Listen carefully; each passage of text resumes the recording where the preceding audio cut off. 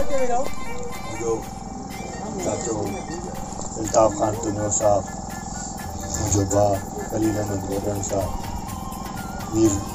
विठल खान मुगरी साहब, शाहजादी खान पिंडाल में आयल union council का दोस्तों अस्सलाम वालेकुम। जो पाकिस्तान पीपल्स पार्टी अगे भी इतने मजबूत होंगी, पर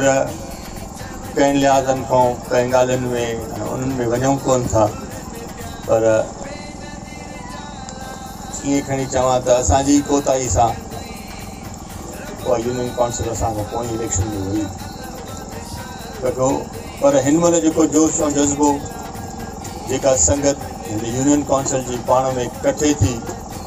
और हे कारवां हलायो अथनि,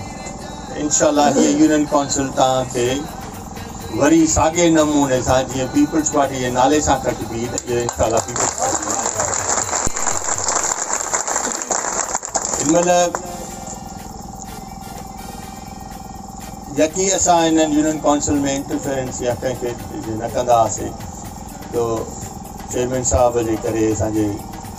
मुस्तफा इसरान साहब जे करे जो उनजो घर जो हूंदो, असांखे बि उहा बाबा पाण घर जा वेठा आहिनि त असां इन शइ जे लाइ, पर हाणे जेको बि लॾो असांजो कठे आहे, अलाह जी महिरबानी सां असांजी मज़बूती जो लॾो आहे, ऐं मां अखियुनि सां थो इन शइ खे ॾिसां ऐं उमेद इहा कयां थो त ख़ासि करे पंहिंजी बिरादरी खां त इन शइ खां पेर पोइते न ॾिबो।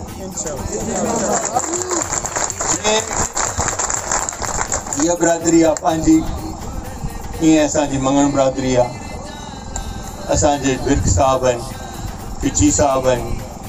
असांजे मुहेरी भाइर आहिनि, जेके बि हिते दोस्त आहियूं, बदी सां दुनिया जी हर ताक़त झुकंदी आहे। तव्हांजी हीअ बदी ॾिसूं था, इंशाअल्लाह ताला अलाह कंदो त इहे जाइ वरी इन पार्टी जी हिते मज़बूत थींदी, ऐं हो बि असांजो चाचो आहे, वॾो आहे, असांखे हुनजे लाइ बि इज़त आहे। असां त हुनखे दावत ॾिनीसीं त बाबा अच पीपल्स पार्टी में, पर कुछ ॻाल्हियूं हुयूं जंहिंजे करे न थी सघियो, पर अलाह कंदो उहो बि कंदे ॾींहं असां सॼे हिन साॻे ई लॾे सां, हिन मज़बूती वारे लॾे सां ई कठे हूंदो।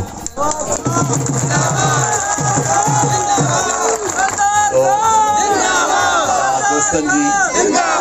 तव्हां ॿारनि जी सभिनि जी महिरबानी ऐं तव्हांजी इन ताक़त ऐं इन जज़्बे सां इंशाअल्लाह ताला 24 तारीख़ ते पाकिस्तान पीपल्स पार्टी जो तीर तव्हांजे साम्हूं हूंदो ऐं हुनजो निशान